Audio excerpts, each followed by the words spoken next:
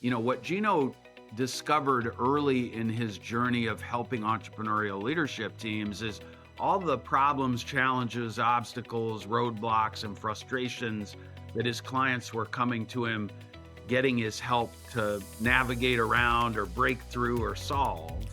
He just started noticing a pattern. And that pattern was all these 136 issues were really symptoms of 6 major root causes. Are you and your leadership team and the rest of the organization 100% on the same page with who the company is at its core and where it's going long term? Do you have a clear, simple, universally understood definition of what a great person looks and feels like in your unique company? Are you running the business on a handful of objective numbers that give you real insight into what's working and not working and allow you to react faster when things are off track? It's about solving issues as they arise, setting them up, knocking them down, and making them go away forever. I've got it. I've got the solution to that. It's really, really clear to me now. Hey, Mike, welcome to the podcast. Hi, Alan. Thanks for having me.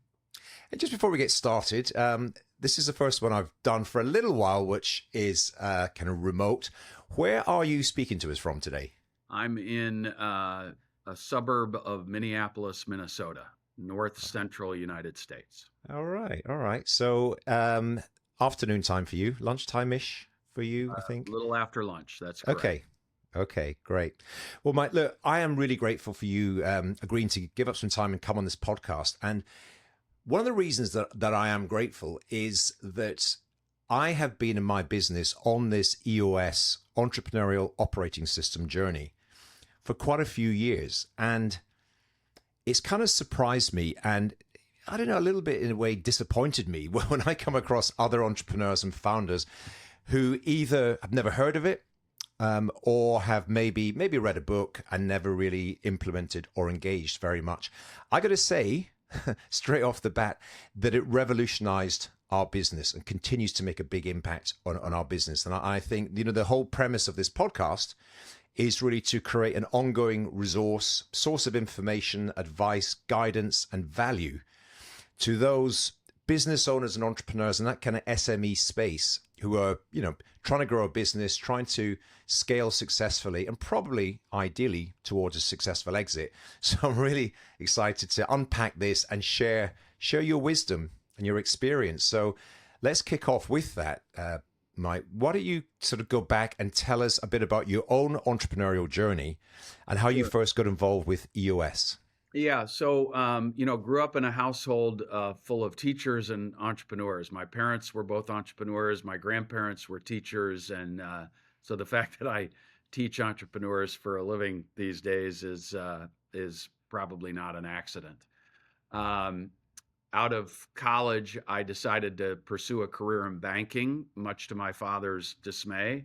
He told me that Mark Twain once described a banker as somebody who would give you an umbrella when it's nice outside and take it back when it begins to rain. So he took a dim view of my career selection, but it was a great place for me to get to know the art and science of business. And my way around a profit and loss statement and, balance sheet. And I also got to know the people who own and run entrepreneurial companies really, really well on a deeply personal basis. And so, it was no surprise after a dozen or so years in banking, I left to join the leadership team for one of my clients. That was the first of 4 entrepreneurial experiences I had running or helping run entrepreneurial companies before discovering EOS. 2 were great successes. 2 were dismal train wrecks. Frankly, I take responsibility for that and learned a lot from the failures. So, you learn a lot more when you're sitting around wondering what the heck happened and you realize you're the only common thread in all of the problems. And so the fourth of those experiences, I was hired to run an entrepreneurial company for a founding entrepreneur and realized about 3 days in, I had horribly misjudged the culture mismatch between the way the company was being run and the way I was likely to be successful running the company. And I spent about 6 months trying to figure out how to get on the same page with the founder and work together collaboratively to take the company to the next level. And and ultimately after about a year parted ways. But 6 months in, a neighbor introduced me to Gino Wickman and EOS. He had just finished the initial publishing of Traction. It's a copy of the book a lot of people haven't seen. And he had just started looking around for EOS implementers. This was in the summer of 2007. Right. And so by November, I was off in Detroit drinking some purple Kool-Aid in his office and deciding I was going to be an EOS implementer for the rest of my life. Wow. It really made that much of an impact on you just Yeah, I for off mean, the bat. what I saw in Traction and what I saw in talking to Gino was that he was onto something. And you said this at the Mm, launch of the podcast, Alan, that running an entrepreneurial company looks great from the mm, outside, but inside, man, it's lonely and it's yep. hard, and nobody wants to listen to you gripe. You're successful, right? Yeah. You're occasionally on the front page of the newspaper or the magazine, and Mm, and and you know and so what I saw in Traction was a set of simple practical concepts and tools that address the common challenges faced by the people who own and run entrepreneurial companies. And I knew Gino was on to something. And I prayed that I could, learn what he had learned and be good at this and spend the rest of my life helping a group of people I care deeply about. And I've been very fortunate to be able to do that. yeah, it's incredible, really, when you first, I mean, at different times in different countries went through a kind of a moment of awakening. Is reading that book. I was handed it by a colleague of mine, of somebody that I know. Shout out to Brett Davidson, who just said, "Alan, you got to read this book." And it was, it was a couple of years after that when it was first launched in the US, but it was certainly was largely unheard of this side of the Atlantic. And my take on that, I'm an avid reader. I read a lot of business books, but I don't know, somehow business books, they're too strategic, they're too big picture, and they don't really tell you, all right, this is great, but what the hell do I do tomorrow morning at 8 a.m.? Really, how do I execute and implement? And Traction, for anyone listening to this who hasn't read the book, I mean, that's, what the first thing you do is listen to the rest of this conversation. The second thing is you go and buy this book called Traction, and you will have a moment of awakening because it speaks to you. As a small business owner, you go, oh my God, this guy could be giving me what sort of one-to-one coaching right now, and absolutely spoke. And because it was very practical, is what I felt initially. Was just, it was a set of tools. Yeah, and not there's no management fads or cutting edge theories. Yeah, It's a set of simple practical disciplines, many of which I had tried myself. yeah, And it's just the way Gino cobbled everything together really resonated with me. And I could see that it would help a dysfunctional company become more functional, but even more importantly, it would help a good company mm, become great. yeah, yeah, And man, you're onto something if you can help both those groups of people and both those kinds of yeah. organizations. So, and Exactly right. that's proven to be true. Here we sit today. There are almost 900 professional EOS implementers around the globe. There's 30,000 companies who have hired an implementer Mm, to help implement. Probably for every one of those, there's 9 more companies that have self-implemented or dabbled with the tools. And so, we're making a very large dent in the universe, one entrepreneurial company at a time, and it's an absolute blast. But like you, I discovered EOS when nobody in this community knew what the hell it was, and nobody had yeah. ever heard of Traction, and this has been a fun journey. Yeah, I'm sure, and I'm sure there's a long way still to go. But let's go back to basics for those that are not familiar with the entire kind of EOS and the ecosystem. I mean, just simple question: what problem was EOS created to solve? Yeah, I would summarize it singularly as hitting the ceiling. Right. And almost everybody who's ever started and grown a successful company has hit multiple ceilings along the way. And most of our clients engage with us when they've hit a ceiling and they've tried just about every trick in their bag of tricks to break through that ceiling themselves, and they're just stuck. And Mm, when you're stuck, you're frustrated. If you're an entrepreneur, you're a builder, you're a creator, you're an innovator, you want to motivate a typical visionary entrepreneur, you tell them something is impossible. And so when you're flummoxed like that, oh God, it's so frustrating. Hmm. And so that's the common problem. When you're feeling stuck and frustrated and you're not having fun in your business, you might need something like an operating system to help get yourself unstuck. Hmm. Yeah, that makes sense. I mean that's the key phrase, an operating system. A lot of us, I'll speak for myself, when I started, you kind of make it up as you go along. You literally just start. And what am I supposed to do? What do the experts tell me? Right, we go and get some customers, and maybe we hire some people, and really you spend a lot of time fighting fires and dealing with problems. And yeah, you kind of have a strategy in the back of your mind, but it's mainly like short term and looking at the next month, the next quarter. So I just love the framework and this operating system. So let's sort of dig into that. The one area that struck me immediately, and I think it's maybe, or you tell me if it's not, but it's the core part, the core sort of basis of the operating system, which is the six components Yeah, that the make up. EOS model, or the 6 key components Right. of running a business on EOS. Yep.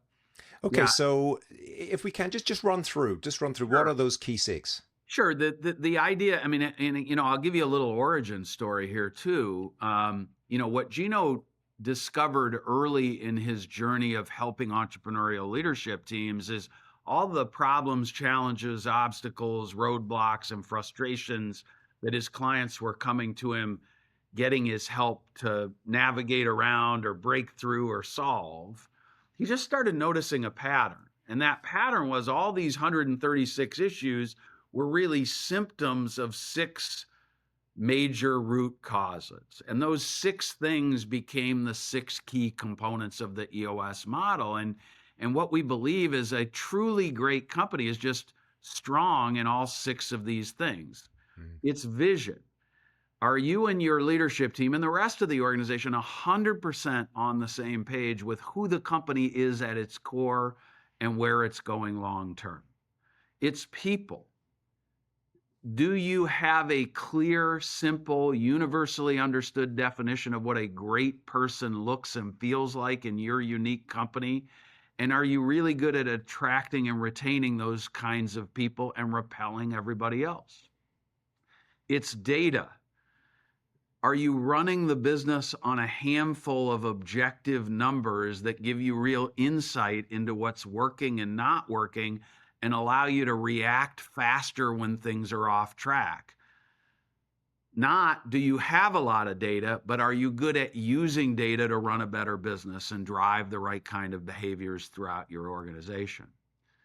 The 4th key component is the issues component. So the issues component isn't about creating issues, although I am naturally good at that on my own without a system. It's about solving issues as they arise, setting them up, knocking them down, and making them go away forever, rather than dealing with the same painful issues over and over and over again. Mm. The 5th key component is the process component, or the process component in Mm. Europe. And that's about getting the most important things done the right and best way in the organization every time, even when the people who own and run it, the most experienced people in the organization, aren't there to supervise, right? And we take a high level entrepreneurial approach to strengthening the process component. We don't believe in 750-page SOP manuals. We want to drive consistency of execution without killing the entrepreneurial spirit and the freedom and flexibility of a SME. And then the traction component is component number 6, the ability to bring a vision down to the ground and execute on it with real focus, real discipline, and real accountability, because vision without traction is hallucination. That's the 6 key components of the EOS model. Hmm. And what's beautiful about that is there are, as you say, there's hundreds of things. If you ask any entrepreneur what the key challenges are, they'll list lots and lots of things, but you can distill all of them will fit in under at least, will probably ideally just one of those 6. And then we can put that in that box, and then we can begin to focus on it. And the other thing Gino learned early on is you couldn't just focus on 4 of the 6 key components. This Yeah. is a holistic, interdependent model where you could strengthen 5 of the 6 key components, and the crack in the armor Mm. through which the arrow is about to fly is that 6th key component. And so when we're implementing EOS, we're focused on all 6, Yeah. not just 1 or 2 that seem to be causing all the problems. Mm. That's right. And then, yeah, I mean, there's so much that we learned as a business from that. And again, back to the creating the framework and then being able to, because just your mind is always full of issues and challenges, and just say that's part of that particular problem. So then we're going to sit down and work through it. Well, in your experience, Matt, of those 6, all of which were important, but which one, if there is one that stands out, do you see entrepreneurs struggle with the most? Well, they struggle with all of them. And the one that's most frustrating is people.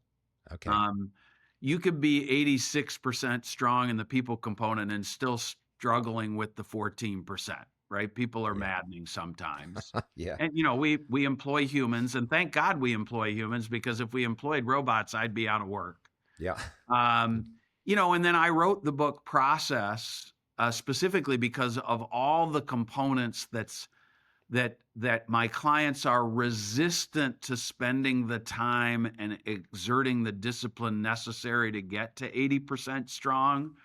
The process component is the component that seems to be the laggard of the 6. Hmm. And a Yeah. lot of that is just because most entrepreneurs partly started their business so they weren't part of a corporate machine where everybody's walking around without the ability to think for themselves and be creative. And what we tried to do in the book Process is debunk the notion that strengthening the process component requires a bunch of mindless robots not being Mm. able to think for themselves, and a compliance culture where nobody's Yeah. allowed to deviate from the standard operating procedure and that sort of thing. And we really do take an entrepreneurial approach, but man, it's hard to sell that to classic entrepreneur. Yeah, but most would recognize the importance of it. That, and again, you see a lot of business owners that they know the process, but it's in their head. They know what to do, and replicating that. And certainly, if you're trying to scale a business and recruit people and hire them, without a process, it's just chaos. It really is. And Yeah, I mean, if you want to build a self-managing company where people are more or less doing things the way you would be doing them if you had all the jobs in your yeah, company, you've got to write some stuff down and convey it, or videotape yourself yeah. doing the work and convey it to the other folks in the business. You just have to, for sure. Yeah, exactly. I was just thinking about that since Traction first came out. Technology's moved on a lot since then. So the idea, what we had to do back in the day was a really manual process, and it was painful, because I had to get things out of my head and literally type them up, write them down. Now there's a lot of AI tools which you could move through that probably a lot quicker. A lot faster. Yeah, And yet, what I think is really important, especially for an entrepreneurial company, is you don't want a generic process. right. You want your process. And so I view AI and other technology advancements as an accelerant, not an answer. Hmm. It can get you to the right answer quickly, but I would recommend to the folks watching and listening that use it as an accelerant and then make it your own. Yeah, that makes perfect sense. Yeah, absolutely. I want to just spend a moment or two talking about, in many respects, the kind of starting point of the components, which is the vision, and just share with you again my own firm and our experience, because maybe others will relate to this. We've been in business at the time, maybe 8-9 years, and we had a leadership team, kind of loosely called. We didn't really call it that, but we sort of senior people who'd been around for a while. And I just had this idea of, we're going to sit down and we're going to decide what our vision is. So I just said, I can't remember whether this is in the book or whether it's just sort of something that we did on the day, but everyone, there was 5 of us in the room, write down what your vision is for this company for the next, whatever, 5, 10 years. Five of us in the room, you can imagine, five entirely different visions of, but yeah, we were all friends. We used to talk about life and business and everything else, but we were all building different types of business. And that was and it was a real eye opener for me because, we all see the world through our own unique lens, and you assume that other people see it in the same way. And Well, Mike, it wasn't. and even a little bit of dissonance between two people's vision on a leadership team gets dangerous as you migrate communication throughout an organization.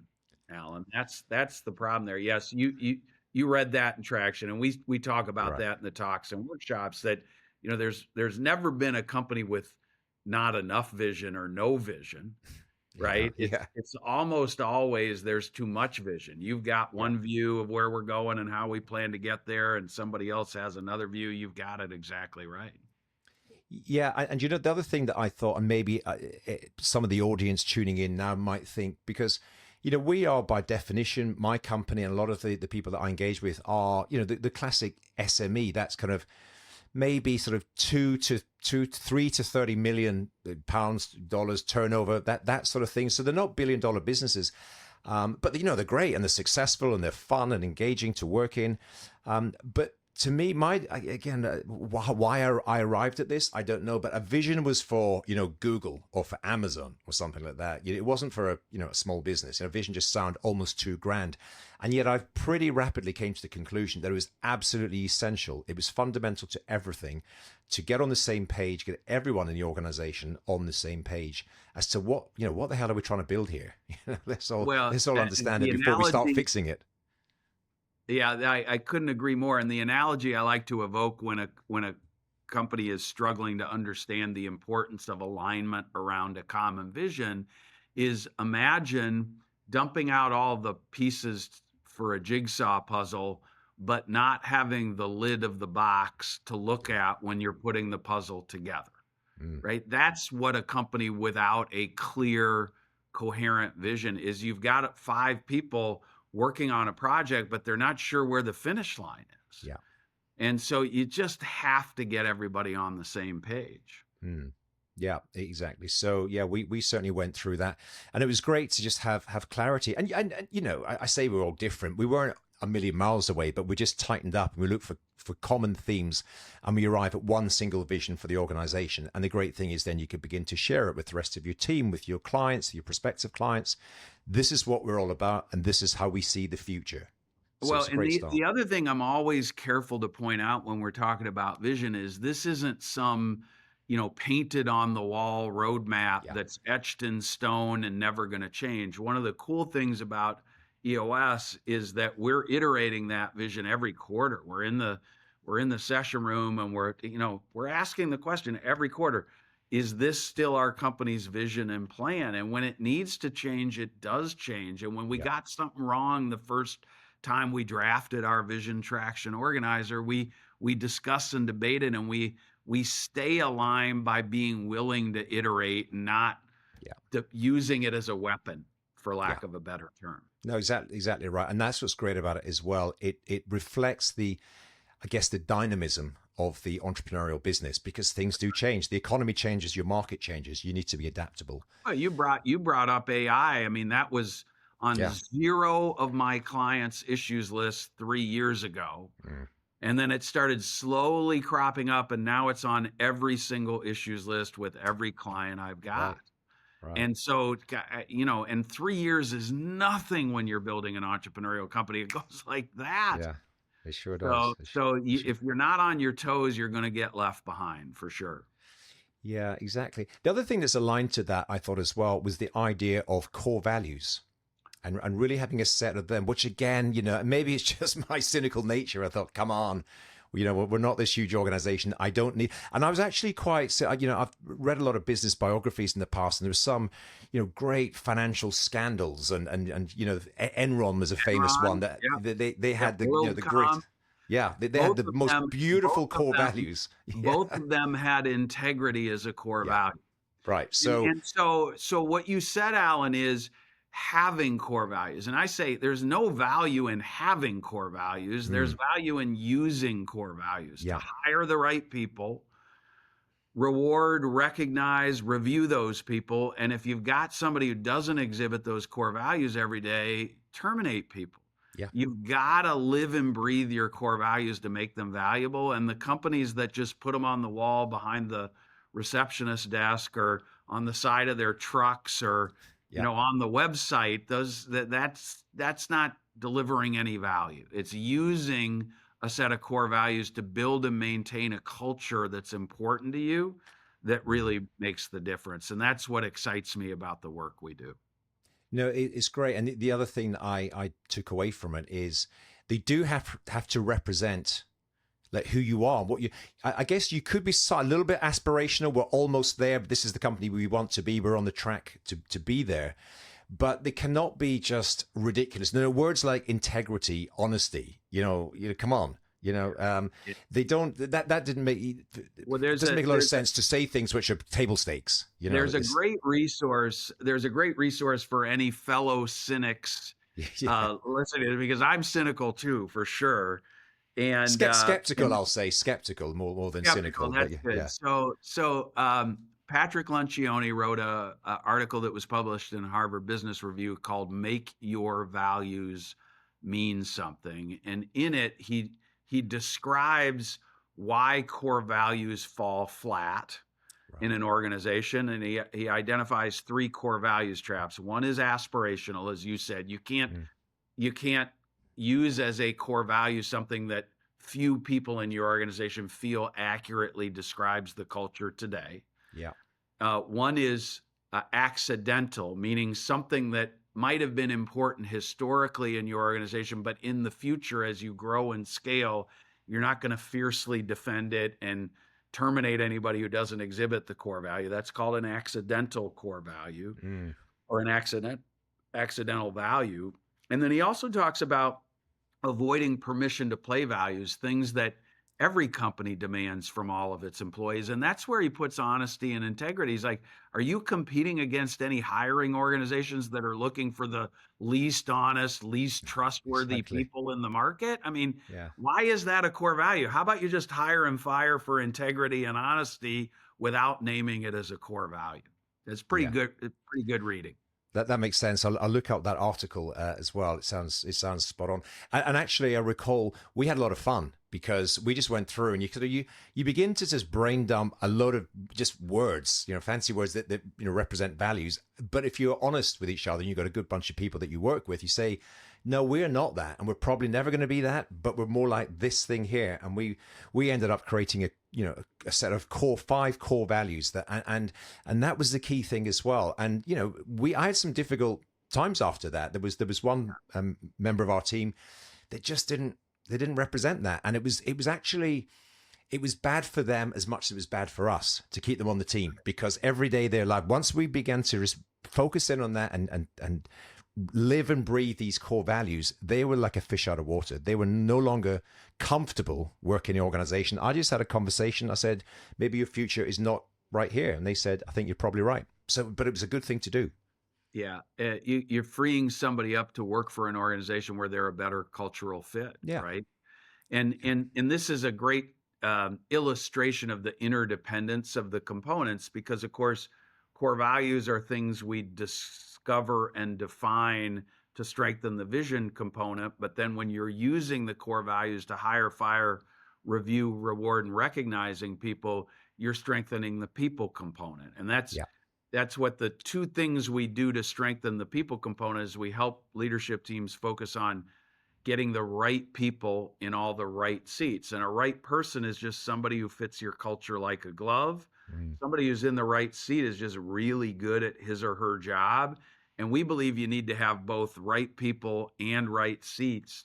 And when the 50 or 80 or 120 employees in your firm are all right people in the right seats, that's when you're 100% strong in the people component. And you described a wrong person in the right seat. My guess Yeah. is they were decent at their job, maybe Yeah. great at their job, but they weren't a great culture fit. And you Mm. also have to deal with the people who are great culture fits and aren't great at their job. Yeah. Either coach them up or coach them out, or you're Yeah. running an accidental not for profit.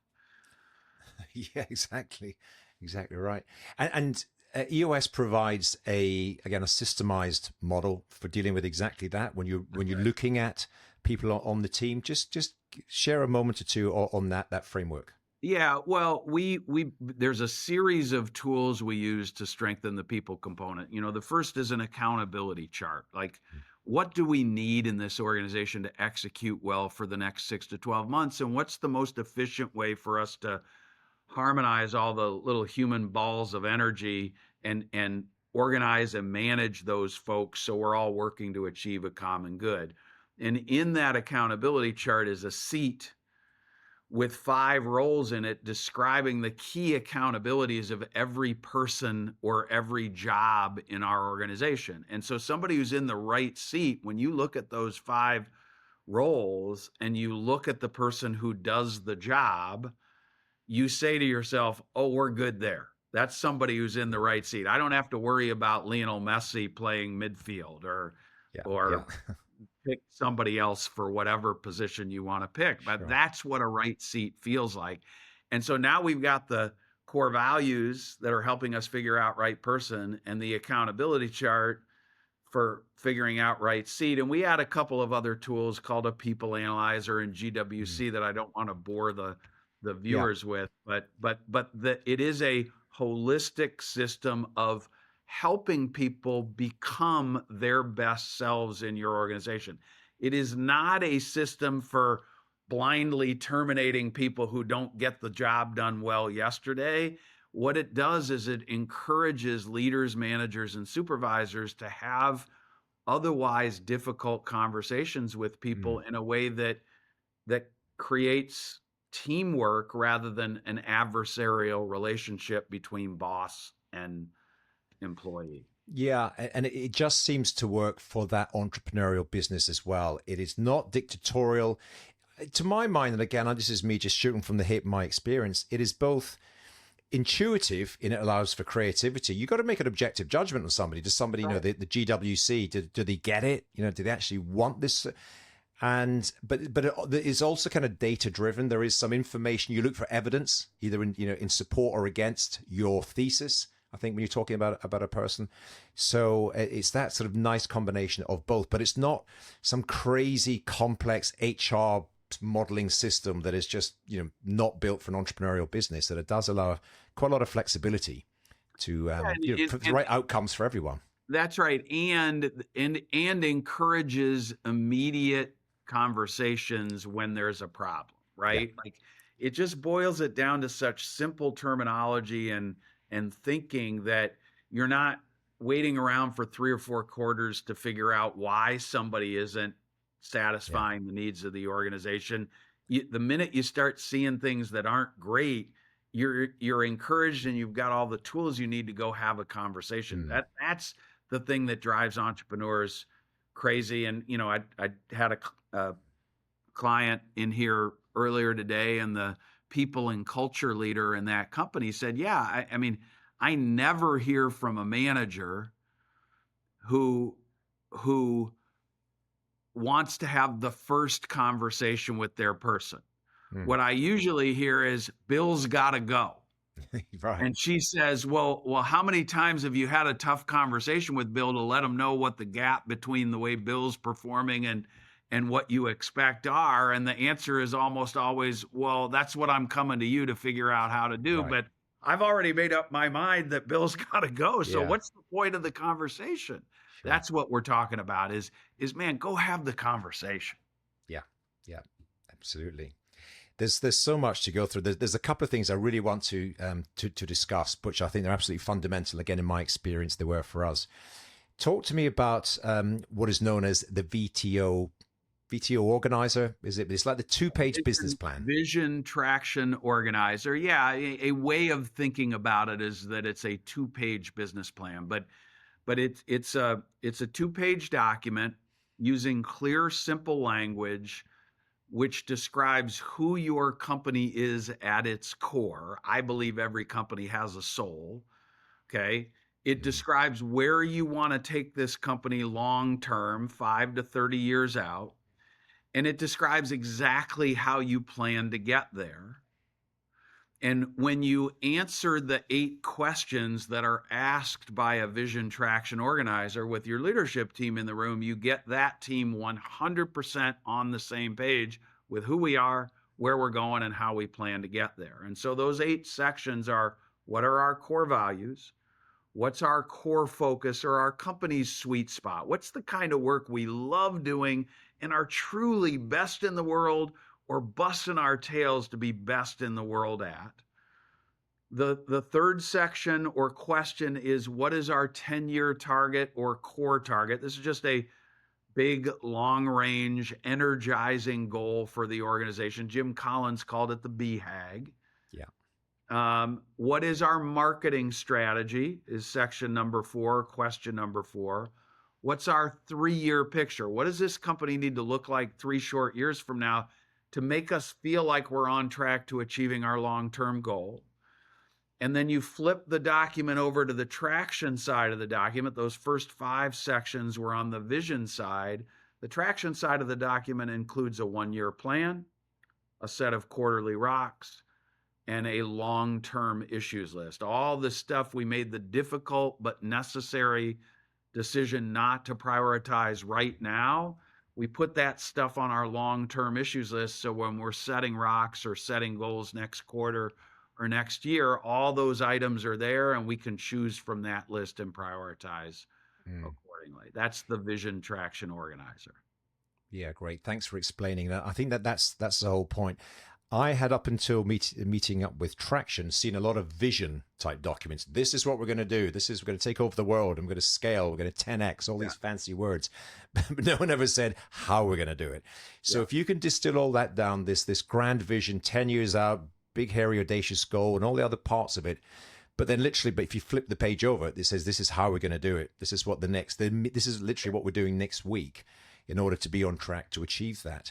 And the other thing that's very appealing to entrepreneurs is this: it's 2 pages. It's not 200 pages. Some of the business plans we've all seen, which are, created often for a bank manager or someone to try to get access to some funding, and then never see the light of day again. This is a practical working document that you're literally picking out and looking at pretty much every week.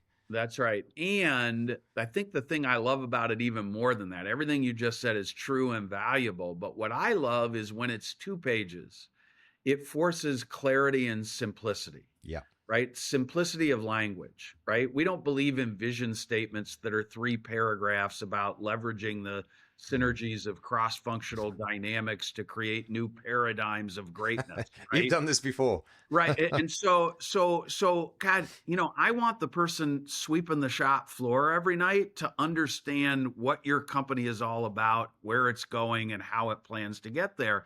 And if you can communicate your company's vision and plan in 2 pages with simple words and phrases, everybody in your organization is eventually going to understand it and want to be a part of making it happen, or they're going to decide they need to leave and go work for a different organization. But you're going to be left with a bunch of people who share your company's vision and want to help you achieve it. That's what it's all about.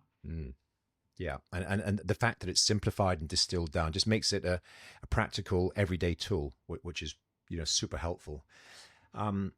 If I was to do a straw poll of the audience tuning into this podcast, and I would say, on a scale of 1 to 10, how enjoyable are the meetings that you have in your business?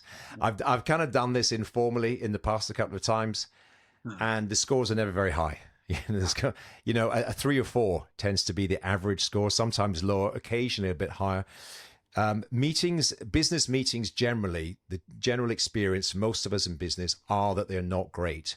So EOS has built a solution and a model to make them just far, far better experiences and more valuable. Tell me about the meeting strategy you have. Yeah, so the meeting pulse we teach is part of the traction component, right? The 2 tools we use to strengthen the traction component are rocks. And rocks are set in what we call the quarterly meeting pulse. Rocks are just business priorities with a single owner that are clearly defined. So we all know what done looks like, and it feels accountable for us to get there in 90 days. And when you're setting and completing rocks every quarter in a business, you create what we call a 90-day world for the organization, where every quarter you're busy as hell for 89 days and you're allowed to come up for air for one day and take a deep breath, take stock of what just happened, recheck the company's vision, and set priorities for the coming quarter. We call those rocks. And then solve a bunch of big, hairy issues, and then go back into the business and run like heck for the next 89 days. Okay. Now, within the quarter, you can't just meet every 90 days and figure you're going to deal with everything that happens in an entrepreneurial company. I mean, the poop hits the fan every day, right? Yeah. And if it doesn't, the visionary entrepreneur tends to get bored and wants to fling poop at the fan himself or herself.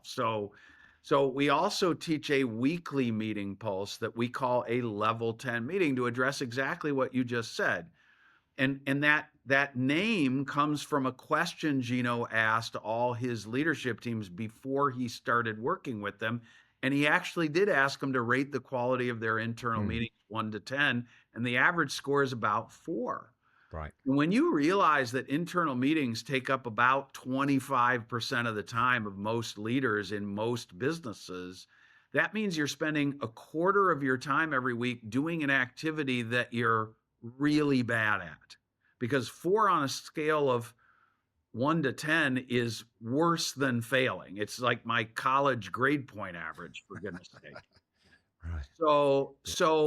So man, you've got to make those meetings better. And that level 10 meeting agenda really teaches a leadership team how to use weekly meetings to keep the most important things in the business on track each week, to drive personal accountability for solving the issues that you're solving on a weekly basis, and to spend an hour of your 90-minute meeting every week doing what leaders should do when they're meeting, which isn't update one another or yammer on forever and never make any decisions. It's prioritizing and solving issues.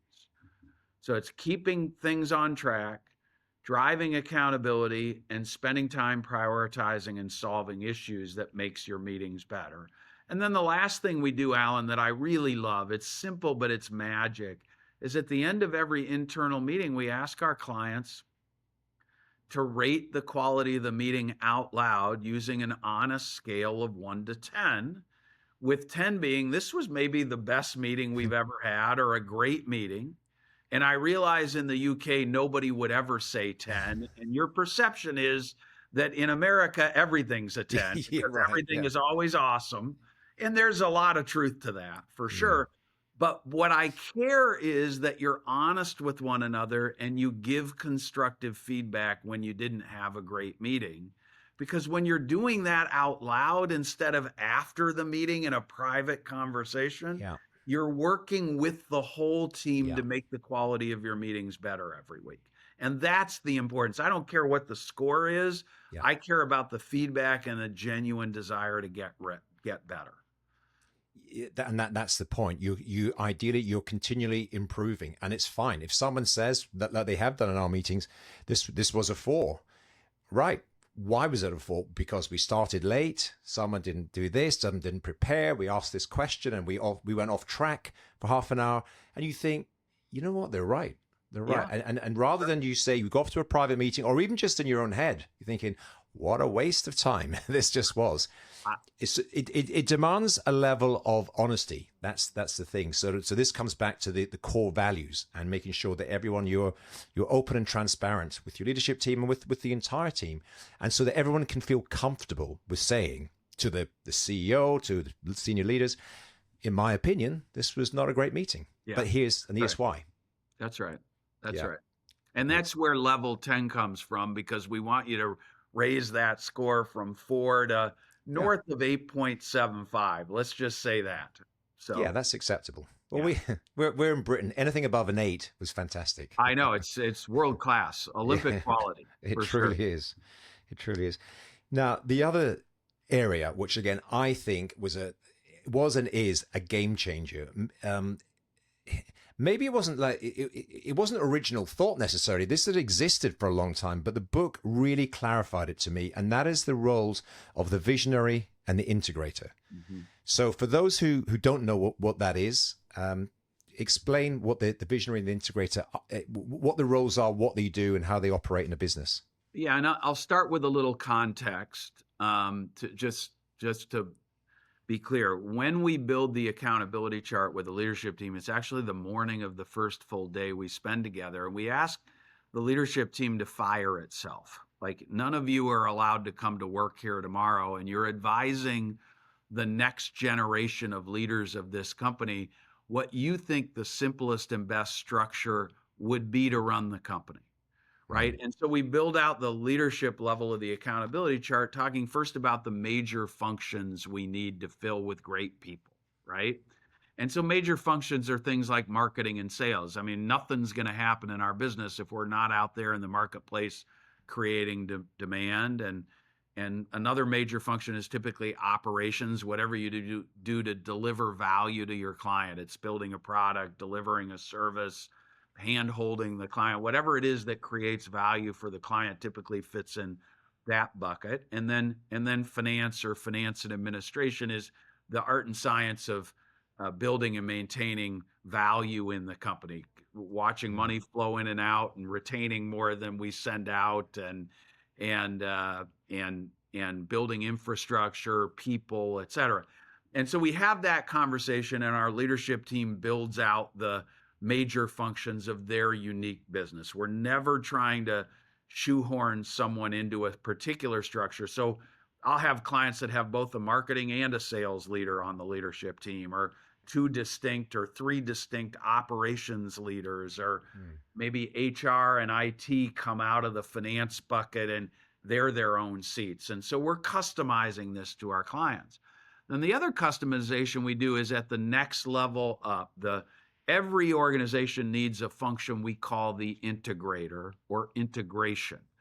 And that's a person who runs the day-to-day, who drives accountability at the leadership level, who gets in the trenches alongside his or her leaders and drives accountability for executing well and solving problems. Okay. And about 50% of the time, that's a very common structure for an entrepreneurial company or a larger company. The other 50% of the time, maybe more in entrepreneurial companies, there's a fifth really important structure or a seat called the visionary. And visionaries are builders, creators, innovators. They come to every meeting with 20 ideas. They're constantly asking, what's next? Why not? Who says we can't go do that? I'll show them, right? Yeah. There's more than one way to skin a cat, Paton. We'll figure it out, right? And so if you have a visionary in your organization, a very common problem is the visionary thinks he or she needs to be the integrator, needs to be the driver of day-to-day execution accountability. And what that does to the visionary is it sucks the life out of the visionary. It's miserable for someone who's a high-level 30,000-foot leader to be stuck in the weeds alongside his or her leadership team. It drains passion. Yeah. And it's lousy for the rest of the leadership team, because visionaries as creators and builders, the minute they start thinking something is possible, they get bored and think we've already built it. And they just keep piling more new ideas on top. What do you mean you haven't built that thing we talked about last week? That was a whole week ago. Right. And so that's visionary and integrator. And then another common problem in an organization, I've seen this too, and maybe this was true in your company, but there often are a visionary and an integrator in a company, but because they haven't clarified their roles, they're sort of co-running the organization. And when you haven't created clarity around what each of them is accountable for and who people should go to for various things, what ends up happening is kind of like a dysfunctional family. The kids just ask the parent they know they're going to get the answer they want from. And so now nobody's on the same page. And so those are visionary and integrator fun things that happen. And my guess is there's a lot of people watching who recognize one of those two challenges in their business. And it's a great concept. If you want to learn more, read Traction or read the book Rocket Fuel by Gino Yeah. Wickman and Mark Winters that goes into visionary and integrator duos in Mm. depth. Yeah, excellent. That was great. Thanks for explaining that. I'm laughing there as you're saying it because you're talking to me personally in this situation, and that was it. We did have those roles, but not defined.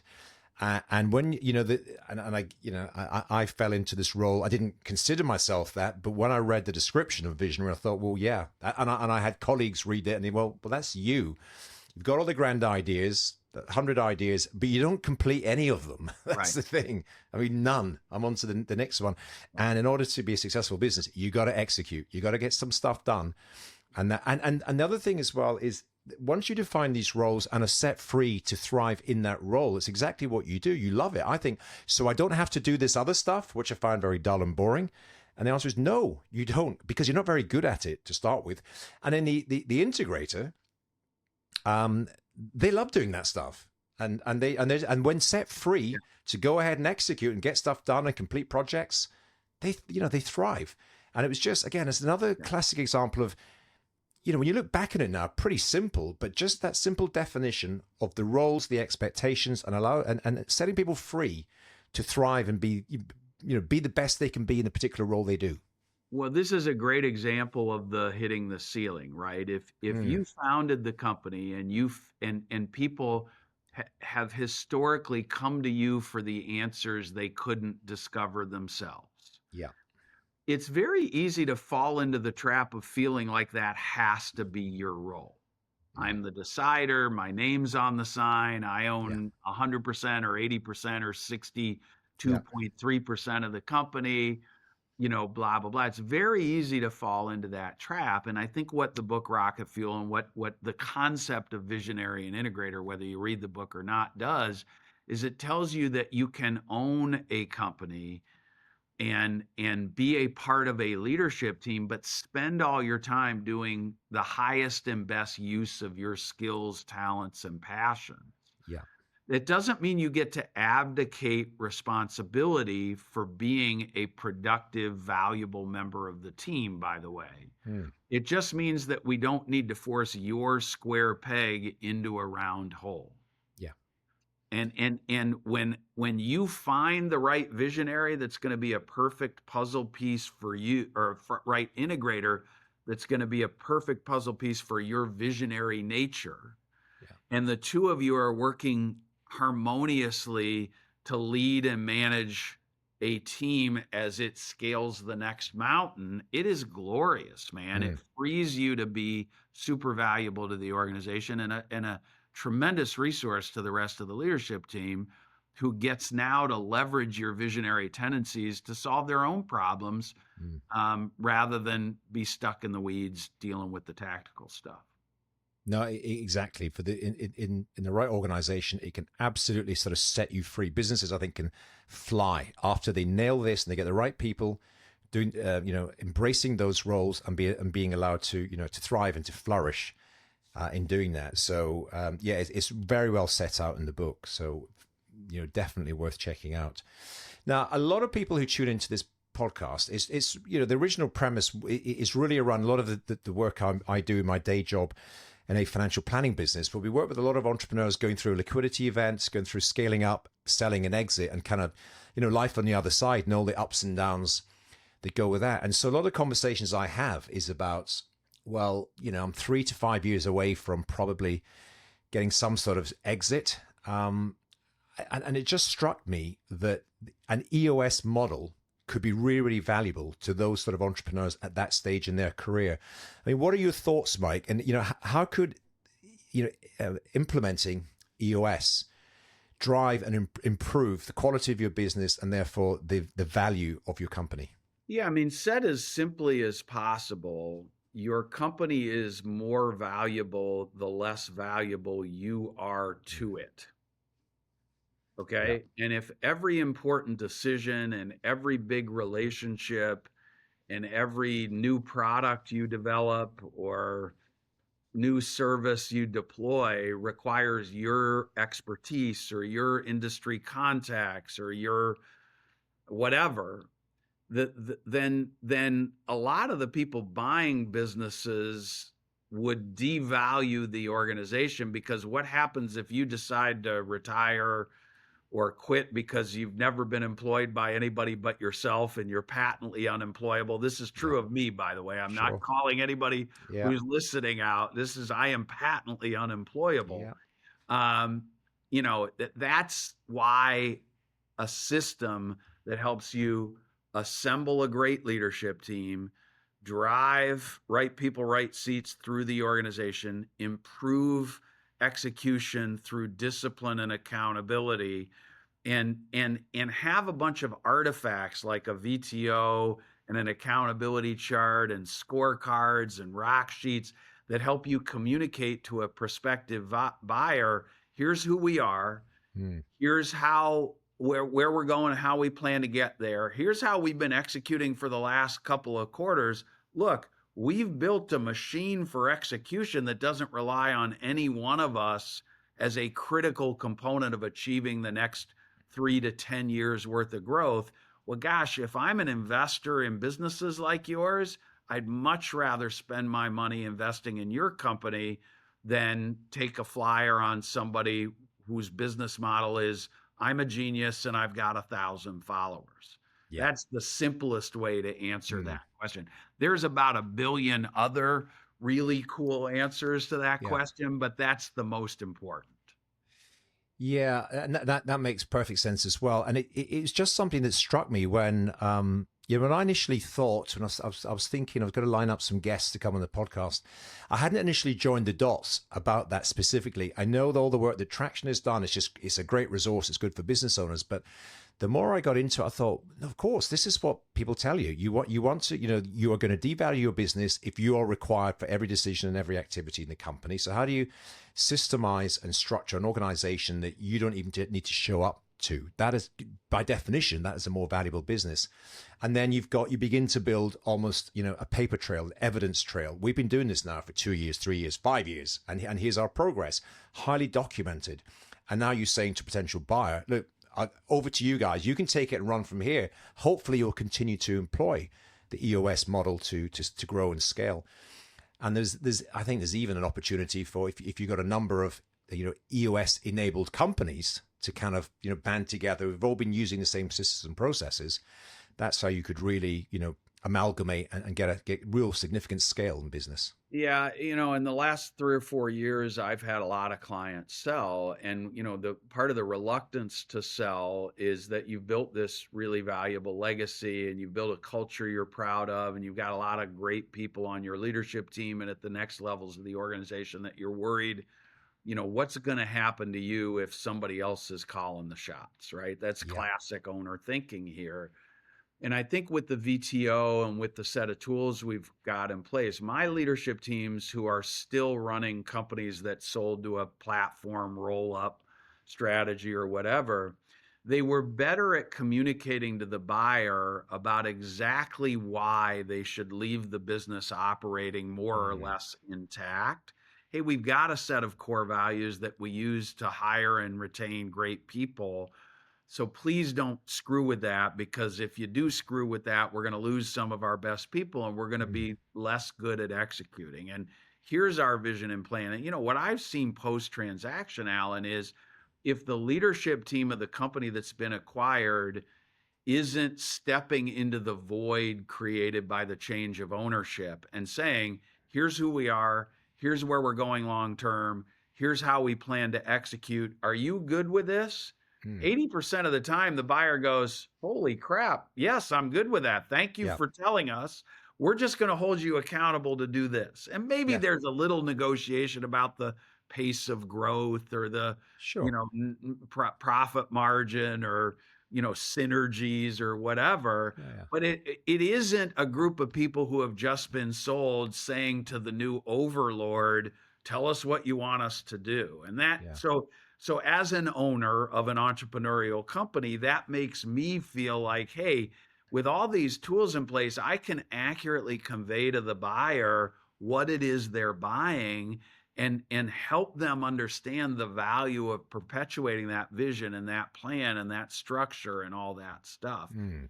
And so that's really important, not just the increased multiple, but what happens to the entity you've spent your life Yeah. building post-transaction is also improved. Yeah, so that reflects well on the owner who's selling, who, as you say, that they've it is legacy. They built it, often referred to as their baby. They created Yeah. it, brought it into the world, and they want it. But they've created a model that it just works. Hence, it's got value. So why on earth would you change that? So the chances of, most things continuing largely as they are, because as you say, they've got relationships with their soon-to-be former employees and colleagues. But there's a certain level of expectation that business life will continue, much the same as was before, because why change it? That's And the right. other thing that strikes me is that's a very attractive proposition to a buyer going in. If they're looking at 3 or 4 different companies and they could choose to they might make a couple of offers. They're all roughly the same sort of size, could be a good fit. This one that's kind of just running like clockwork, systems, processes, people, doing all this model, that to me is just a far more attractive proposition, even if all the kind of numbers and profit margins are the same. Yeah. That just, the prospects for that business in the future, if I'm buying it, seem far, far brighter. So That's right. yeah, definitely of value to anyone who's in that kind of sweet spot a few years out, really to embrace it, to fuel that potential sale and exit.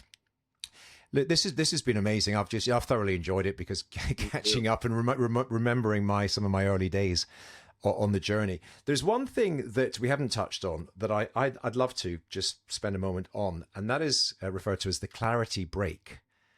The clarity break. You're familiar with that? Well, just Quite. tell me, what is the clarity break, and why should all founders and entrepreneurs use it? Yeah. So again, context, it's part of what we teach when we teach people how to lead and manage in a way that attracts accountable people and scares non-accountable people away. And taking a clarity break is one of the 5 leadership practices that we teach when we're teaching LMA. And this is written up in one of the books in the Traction Library called How to Be a Great Boss, written by Gino and my dear friend Renee Bohr. And and and great leaders are clear, confident, and decisive.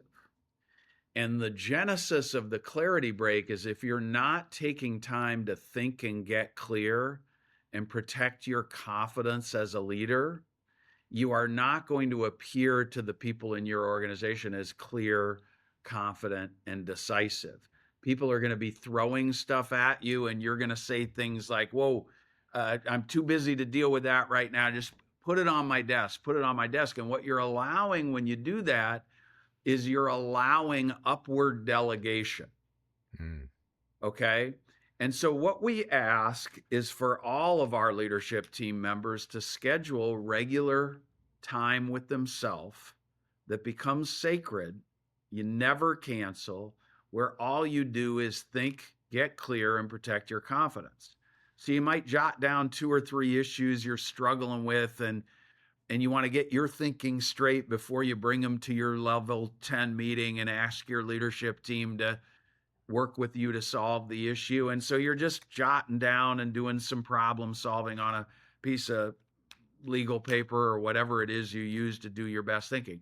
The rule is this, though: no email, no texting, for God's sake, no social media, no digital assets of any kind. Just think and get clear. And our leaders who do that are 10 times better at making decisions about important things as their business is growing and scaling than are people who are constantly playing catch up, chasing the van down the highway, trying to pull themselves into the driver's seat at 100 kilometers an hour. Yeah. Yeah. It's when I read about it, and again, my own circumstances, I never gave myself time to think, because it felt like, and still does to some extent, feel like a luxury.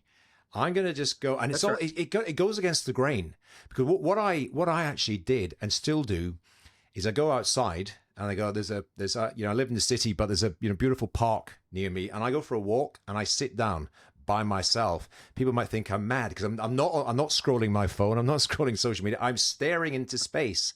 And it's funny because this is just my own personal experience.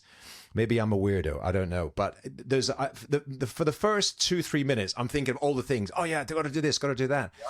But it's like the mind settles. Is that, I don't know if you come across that, but there's some sort of level of almost meditative. Yeah. And for the record, when you're sitting alone in a park, the Russian agent might mistake you for a drop. So be careful about what you get handed. You do occasionally get some interesting engagements, shall we say. But it's a real, it's kind of light bulb type thing, because you go, and the thing sometimes that I've found, things I'd been sort of struggling with in the business of the day, and you don't give enough time, it's like, I've got it. I've got the solution to that. It's really, really clear to me now. And so that is it's a calendar entry every Wednesday morning for me, just in my calendar, 8 a.m. in the morning. And that's what I do. I allocate an hour, but whatever, if it's 10 minutes, if it's half a day, whatever it needs to be. But I happen to think it's really, really important to do that. So it was, again, another really useful tool. This is the point. This is a toolbox, isn't it? Yeah. And most of them, you don't have to use all of them, but there's some you should definitely use, some that are just relevant to some people, but not everyone. But it's like the toolbox in your garage, right? You don't use them all the time, but it's nice to have them around when you need them. That's right. You never know when you might need them. That's right. Exactly right. Now, obviously, Mike, this is a whistle-stop tour around the key things. We could have talked for ages. Right. Before we hit record, I discovered that you were in London quite recently. We didn't manage to engage then, but next time you're over here, we're going to get you back in the studio for part 2 and maybe take a deeper dive in some of these things. So, but for now, this has been helpful, and I'm really grateful to you for your time. Normally, I ask people who come on this podcast at this stage to share with the audience some resources that they've come across, either books, other podcasts, other videos that they find helpful. But unless there's anything that really stands out for you, I mean, I got to say that the entire kind of catalog of EOS materials seems to me to be, a valuable, set of resources that people could access. Yeah, for sure. And we built eosworldwide.com to be a repository of all those assets and resources. And so I just direct everybody there. I will say there's lots of other great stuff. Like I've talked about Jim Collins' books, Good to Great, Built to Last. Right now, leading in a time of risk and uncertainty, Great by Choice is another great book that will help leaders who are dealing with the uncertainty we're all struggling with right now. Patrick Lencioni's 5 Dysfunctions of a Team and 4 Obsessions of an Extraordinary Executive. And anything Patrick's ever written is fabulous. I mean, those are the kinds of things I think are really helpful on this journey. And, I too am a voracious reader, and I can't get enough of the stuff. So, yeah, absolutely. Well, thanks for sharing that. And obviously we'll put links to all the connections that you've shared with us, today and before this call. I'll put them in the show notes, and people can check them out. I guess if someone is kind of just new to this entire thing, would you agree with me? Traction, buy the book Traction, read it or listen to it, and just that's the kind of gateway to all the other materials. Is that right? For sure. And I would also say, don't be afraid to reach out to me or a local EOS implementer in your community to have a one-on-one conversation about what a company running on EOS looks and feels like. We have a core value called help first. Like all of us are united. I mean, it's hard to run a company. It's lonely to run a company. And we're just passionate about helping the people who own and run entrepreneurial companies get what they want from their businesses. So if you need help, I'm here, and my colleagues are here to help. Thanks, Mike. Really, really appreciate that. It shows you that we were reasonably early adopters over here in the UK of Traction, because when we first started, I looked for a US implementer. There were none. There were none in the UK. Well, I couldn't find any, back in those early days. There was a few in the States, but now I understand there's quite a few over in this part of the world. Very mature community. And for the record, if we're working together during the Premier League season, it's pretty easy to get me to come visit. All right. So that's good to know. Just give me a ring. That's good to know. We said we wouldn't talk about politics on this podcast. We're probably not going to talk about football right now, but maybe we'll save that for part 2. So Sounds good. I look forward to it. Really, really appreciate that. So the very last question I've got for you. So my origins, my core business is a wealth management business. I spend a lot of time with entrepreneurs talking about their personal finances and their wealth, and it's always intrigued me, the concept. People talk about true wealth. What is true? Now you've obviously enjoyed, you've seen a lot of successful people in your time. Do you have a personal definition of true wealth? I do, and it's actually been turned into a book, and this is something that Gino Wickman and Don Tinney, his initial integrator and business partner in EOS Worldwide, taught me in the very early days. But we call it the EOS life. It's doing work you love with people you love, being paid appropriately, making a huge impact in the world, and having time for other passions. That's true wealth to me, and I'm living that every day, and I'm grateful to and Don and all my clients and all the other people in the world who are passionate about entrepreneurship, giving me a chance to do that work. Thank you so much. Those pretty profound words, actually, but beautifully summed up. Because who wouldn't want those things? And I can tell just from our conversation and every engagement I have with the EOS organization, there's this real strong passion for entrepreneurs. You know how difficult it is. You know all the kind of headwinds that come our way. And you and your colleagues are there as a resource and a whole suite of tools and communications. And so we're all very grateful that you guys exist, first of all, and that also you've made yourself available. So if people do want to get in touch with you, we'll put some links. I think you're on LinkedIn and your website and various other points of connection. If someone wants to connect with EOS and with you, Mike, they can do so, and you and your team can offer some help. I'd look forward to it for sure. Wonderful. All right. For now, all I've got to say is thank you so much for your time, for your energy, for all you do for the entrepreneur community. Mike Paton, thank you very much. My pleasure, Alan. Thanks for having me.